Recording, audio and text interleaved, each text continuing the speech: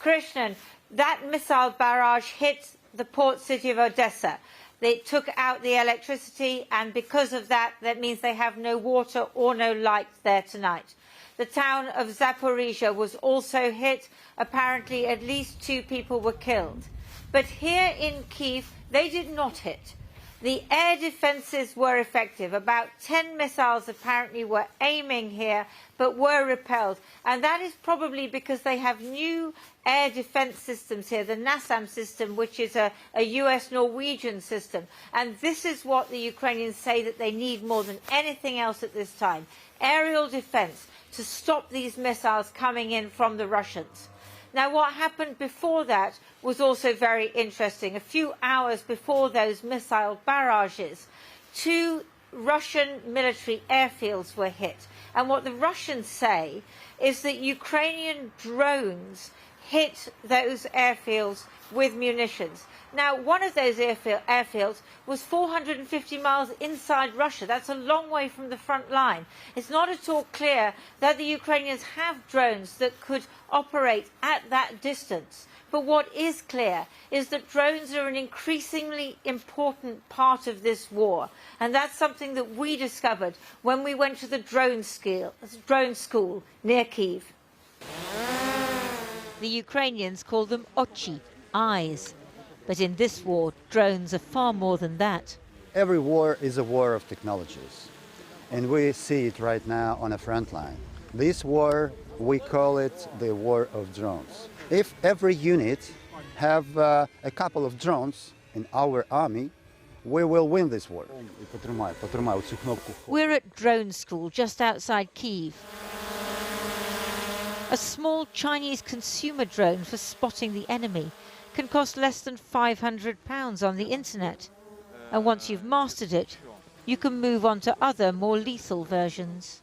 This is an old-fashioned artillery war, but there's also a high-tech arms race going on.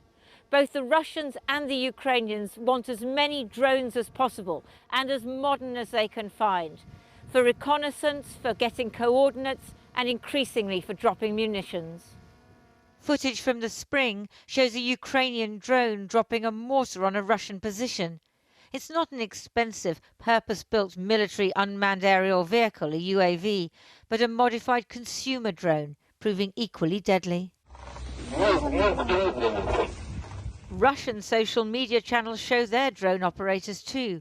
They're also repurposing cheap Chinese UAVs.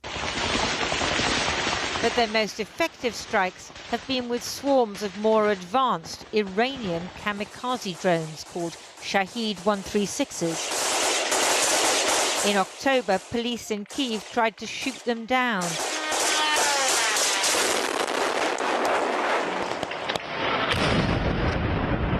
But like missiles, they damaged both apartment blocks and Ukraine's energy infrastructure. Back in March, as Russian tank columns approached Kyiv, the Ukrainians used Turkish-made armed Bayraktar drones to destroy the front and rear. Both sides are now desperate for more UAVs. At the very beginning of this war, they have much more drones and much more different types of drones. But now, I think the situation is equal. With a frontline artillery unit outside Bakhmut in Donetsk, we saw how the commander sees in real time coordinates called in using a drone.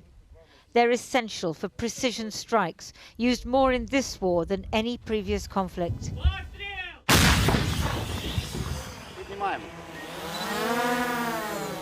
The drone school seems a long way from the front line, and it's attracting those who never thought they would one day fight for their country. I have background IT, finance or marketing. I am a CEO of a pharmaceutical company in Ukraine, but now the situation is changed.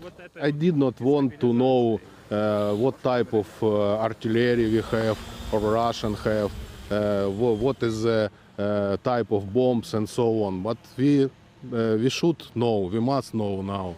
Я менеджер по продажу меблів і проєктувальник. Ось тому вирішила спробувати на своїй землі.